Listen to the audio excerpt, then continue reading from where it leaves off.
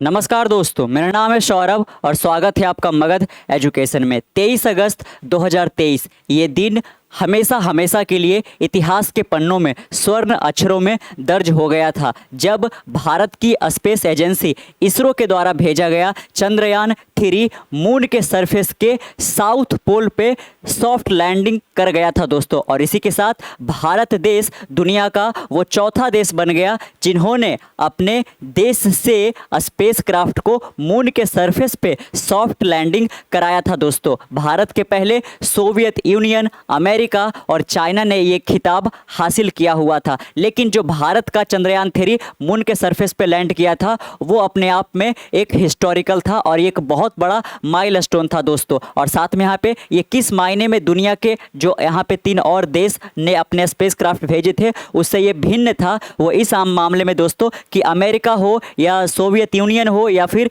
China हो दोस्तों, उन्होंने जो अपने स्पेस क्राफ्ट को लूनार सरफेस पे यानी कि मून के सरफेस पे भेजा था, वो जो स्पेस क्राफ्ट है वो कहाँ लैंड किया था दोस्तों। तो मून के सरफेस का जो आप ये इक्वेटर वाला रीजन देख पा रहे हो ना, आप देख सकते हो यहाँ पे किधर आपको अमेरिका का दिख रहा होगा, अपोलो हो गया, रेंजर हो गया, यहाँ पे सर्वेयर हो गया। और अगर जो आप इधर देखना चाहते हो चाइना का या सोवियत यूनियन का यहाँ पे, तो लूना 25, लूना 18 वगैरह इस तरीके से आपको दिख रहा होगा यहाँ पे। लेकिन इंडिया के द्वारा जो यहाँ पे स्पेस क्राफ्ट भेजा गया चंद्रयान 3 के रूप में, वो कहाँ पे लैंड किया, वो भी सॉफ्ट लैंडिंग कहाँ पे किया दोस्तों, तो मून का जो यहाँ पे ये साउथ वाला आप हिस्सा देख रहे हो यहाँ पे साउथ पोल पे, जहाँ पे लैंड करना काफी ज्यादा मुश्किल से भरा पड़ा रहता है यहाँ पे दोस्तों। ये वाला जो रीजन है अभी तक अनएक्सप्लोर्ड है यहाँ पे, यहाँ के बारे में दुनिया के किसी और देश को किसी भी प्रकार का कोई जानकारी नहीं था दोस्तों। और इस पर्टिकुलर रीजन में बाकी के जो आप देख रहे हो जैसे कि सोवियत यूनियन, चाइना और अमेरिका ने पहले कई बार प्रयास ये लोग कर चुके थे कि किसी प्रकार से साउथ पोल पे अपना स्पेस क्राफ्ट को लैंड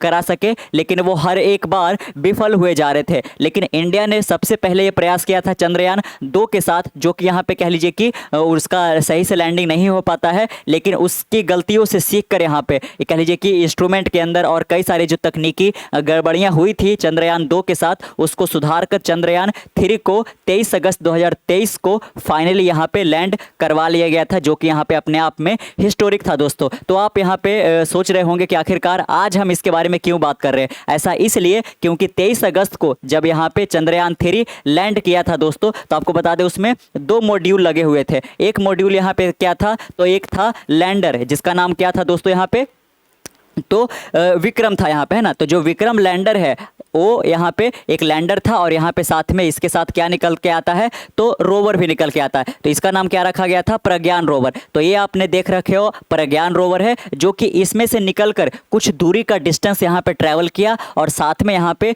जो मून का जियोलॉजी है यानी कि जो यहाँ पे रॉक है, रॉक के जो फ्रैगमेंट वगैरह यहाँ पे, उसके बारे में यहाँ पे इन्होंने डेटा इकट्ठा किया था दोस्तों। जब यहाँ पे 23 अगस्त 2023 को चंद्रयान 3 लैंड किया था यहाँ पे, तो लैंड जो करता है उस हिस्से को क्या बुलाते हैं, लैंडर बुलाते हैं। और लैंडर का यहाँ पे नाम क्या था, तो प्रज्ञान लैंडर था। और जो इससे रोवर निकलकर जो कुछ डिस्टेंस वगैरह ट्रैवल करना है वो केवल रोवर ही कर सकता है यहाँ पे। तो वो रोवर किस रूप में किया, तो यहाँ पे प्रज्ञान रोवर के रूप में किया यहाँ पे दोस्तों, है ना। और आपको बता दें कि टोटल 103 मीटर का, टोटल 103 मीटर का डिस्टेंस यहाँ पे ट्रैवल किया जाता है ये प्रज्ञान रोवर के द्वारा यहाँ पे। और जो यहाँ पे रॉक के फ्रैगमेंट वगैरह यहाँ पे है, आखिरकार वो जो रॉक है उसका ओरिजिन वगैरह क्या रहा है, जिससे हमको जो यहाँ पे पूरा का पूरा मून है इसका जियोलॉजी समझने में मदद मिल सके, इसके बारे में वो डेटा इकट्ठा करता है अगले 14 दिनों के लिए दोस्तों। अगले 14 दिनों के लिए ही सिर्फ, क्यों ऐसा, इसलिए क्योंकि जब यहाँ पे चंद्रयान 3 लैंड किया यहाँ पे, तो उसके अगले 14 दिन तक लूनार डे था यहाँ पे, यानी कि अगले 14 दिन तक ही केवल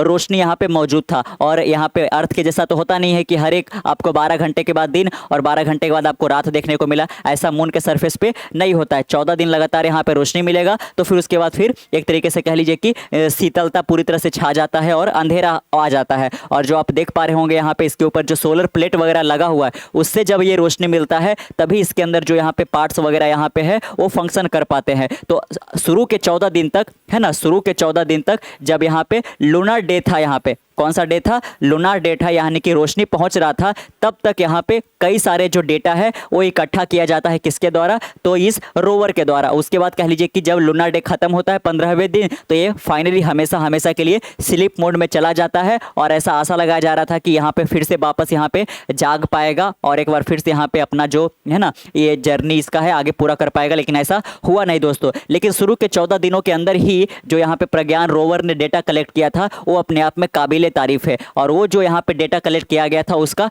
विश्लेषण, उसको एनालाइज पिछले यहाँ पे कई महीनों से किया जा रहा था और अब जब उसका एनालाइज किया जाना यहाँ पे कंप्लीट हो गया तो सामने क्या निकल कर आ रहा है? सामने ये निकल कर आ रहा है यहाँ पे कि जो यहाँ पे रॉक के फ्रैगमेंट यहाँ पे जो छोटे छोटे यहाँ पे आप देख पा रहे होंगे, एक तो क्रेटर वगैरह हो गया, तो क्रेटर के से रिलेटेड यहाँ पे जानकारी और साथ में यहाँ के जो रॉक है, यहाँ का जो जियोलॉजी वगैरह यहाँ पे इस सब के बारे में कई सारे यहाँ पे जो जानकारियाँ है वो यहाँ पे अब जुटाया जा रहा है। जब उस डेटा को यहाँ पे एक तरीके से कह लीजिए कि प्रोसेस किया गया उसके बाद हमें ये पता चल रहा है यहाँ पे, है ना। तो आपने जाना कि सबसे पहले साउथ पोल पर लैंड करके तो इन्होंने इतिहास यहाँ पे दर्ज करा लिया इसरो के द्वारा यहाँ पे। और साथ में आप देख सकते हो Chandrayaan 3 Pragyan rover make new finding at moon's south pole, है ना। तो ये जो नया फाइंडिंग निकल कर आया है एनालिसिस के बाद यहाँ पे इसको ही हम समझने की कोशिश करेंगे। लेकिन आप बाकायदा यहाँ पे एक बार फिर से आप देख सकते हो कि जो नील आर्मस्ट्रांग जिस स्पेस क्राफ्ट में बैठकर यहाँ पे चंद्रमा के सरफेस पे पहली बार उतरे थे और यहाँ पे मानव इतिहास में एक बहुत बड़ा,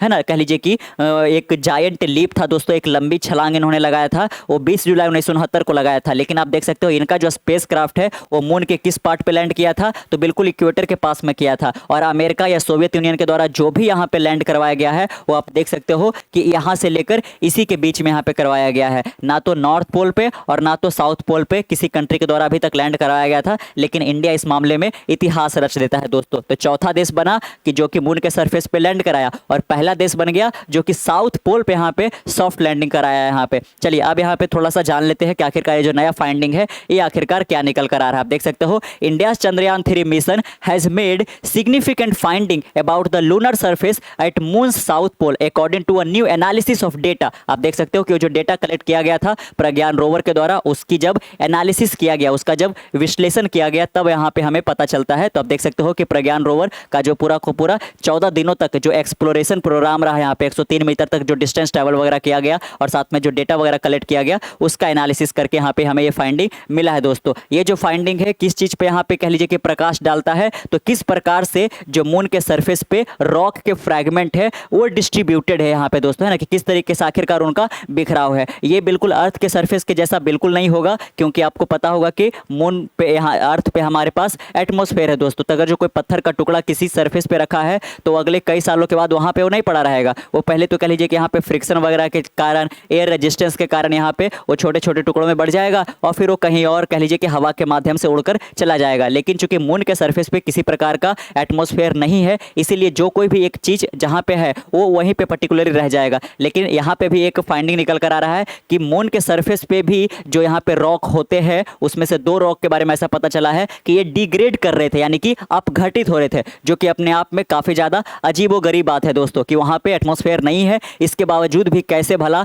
वहां का जो रॉक है वो अपघटित हो सकता है ना। तो ये कह लीजिए कि यहाँ पे एक नया फाइंडिंग निकल कर आया। तो आप देख सकते हो कि वहां पे जो रॉक फ्रैगमेंट है ना, जो छोटे छोटे चट्टान के टुकड़े हैं वो आखिरकार किस प्रकार से डिस्ट्रीब्यूटेड है पूरे यहाँ पे मून के सरफेस पे, और आखिरकार उनका ओरिजिन कैसा रहा है, क्या उसके ऊपर किसी प्रकार का कोई एस्ट्रॉयड वगैरह यहाँ पे टकराया था वगैरह या फिर क्या कुछ है, उसको लेकर यहाँ पे जानकारी इकट्ठा किया गया है। आप देख सकते हो mark a significant advancement in our understanding of lunar geology, जिसकी मदद से हम जो लूनार का जियोलॉजी है यानी कि चंद्रमा के सरफेस का जो यहाँ पे पूरी तरीके से जो विज्ञान यहाँ पे है ना, उसको हमको समझने में काफ़ी ज़्यादा इससे मदद मिलेगा दोस्तों। The Pragyan rover developed by the Vikram lander. आप देख सकते हो कि जो प्रज्ञान रोवर है उसको डिप्लॉयड किसके द्वारा किया गया था, तो विक्रम लैंडर के द्वारा किया गया था, है ना। तो हमेशा स्पेस क्राफ्ट में यहाँ पे अगर जो आपको किसी प्रकार का डेटा कलेक्ट करना है तो ये 2 चीज़ ध्यान रखना पड़ता है। एक होता है लैंडर जो वहाँ पे स्पॉट पे यहाँ पे लैंड करेगा, और उससे अगर जो आपको कुछ दूरी पर ट्रैवल वगैरह कराना है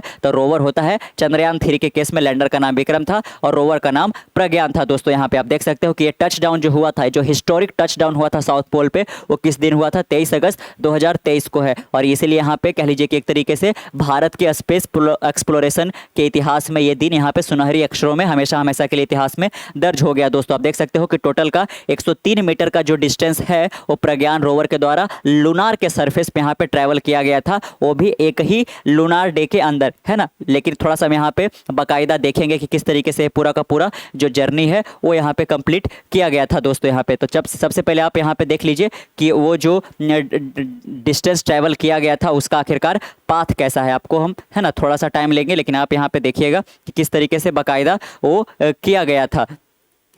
तो आप इस पे गौर कीजिएगा दोस्तों, इस पिक्चर पे यहाँ पे जिस स्पॉट पे पर्टिकुलरली चंद्रमा के साउथ पोल पे जिस स्पॉट पे चंद्रयान 3 लैंड किया, यानी कि विक्रम लैंडर का जो स्पॉट हुआ, उस स्पॉट को दोस्तों यहाँ पे भारत सरकार के द्वारा क्या नाम दिया गया? शिव शक्ति पॉइंट नाम दिया गया। क्या नाम दिया गया यहाँ पे? तो शिव शक्ति पॉइंट नाम दिया गया यहाँ पे। और साथ में आप देख सकते हो उसके अलावा जो ये डिस्टेंस ट्रेवल किया, सबसे पहले आपको बता दें कि ये जो विक्रम लैंडर यहाँ पे तो लैंड किया और इससे जो मॉड्यूल निकला रोवर के रूप में वो प्रज्ञान रोवर निकला। और प्रज्ञान रोवर सबसे पहले आप देख सकते हो ये ईस्ट की ओर अपना डिस्टेंस ट्रैवल करना शुरू किया, लेकिन यहाँ पे आगे पता चला कि सामने क्या है? एक क्रेटर है, गड्ढा, यानी कि अगर जो इसके अंदर हमारा प्रज्ञान रोवर गिर गया तो फिर इसे बाहर निकालना काफी ज्यादा मुश्किल हो सकता था। इसीलिए इसको अपना पाथ चेंज करना पड़ा और पाथ चेंज करके वेस्टर्न की ओर जाना पड़ा यहाँ पे दोस्तों। और यहाँ से लेकर यहाँ तक टोटल ये 39 किया और टोटल 103 में से रेस्ट ऑफ द जो पोर्शन है वो ये और ये मिलाकर कंप्लीट हुआ दोस्तों यहाँ पे, है ना। तो आप देख सकते हो कि जब ये डिस्टेंस ट्रैवल कर रहा था किसकी ओर?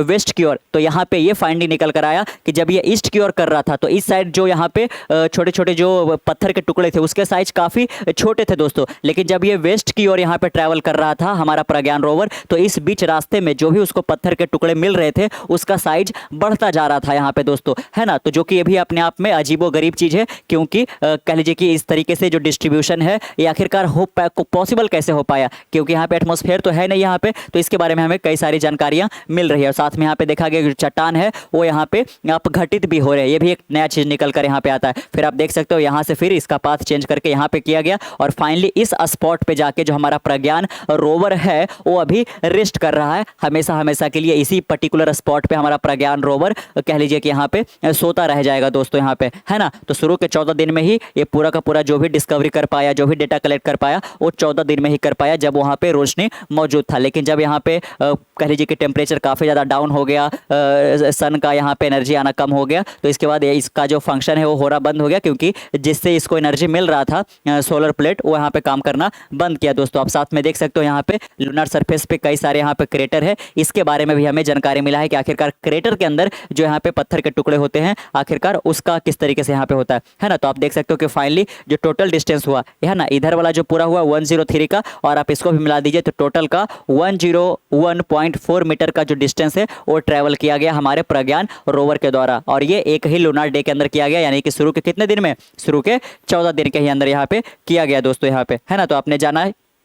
चलिए और आगे आप यहाँ पे देख सकते हो as per the finding the number, है ना, जो यहाँ पे रॉक के फ्रैगमेंट है उसका, और साथ में size of rock fragment increase when the Pragyan rover navigated 39 metre toward the west of the landing site. तो जो लैंडिंग साइट इसका आपने देखा है ना, लैंडिंग साइट आपने कहाँ देखा? तो ये जिस पॉइंट को शिव शक्ति का नाम दिया गया, यहाँ से जब ये 39 मीटर वेस्ट की ओर गया तो यहाँ पे क्या देखने को मिल रहा है दोस्तों? तो यहाँ पे देखने को मिल रहा है कि जो यहाँ पे एक तरीके से कह लीजिए कि जो चट्टान के टुकड़े हैं उसका साइज लगातार बढ़ता जा रहा था यहाँ पे, है ना।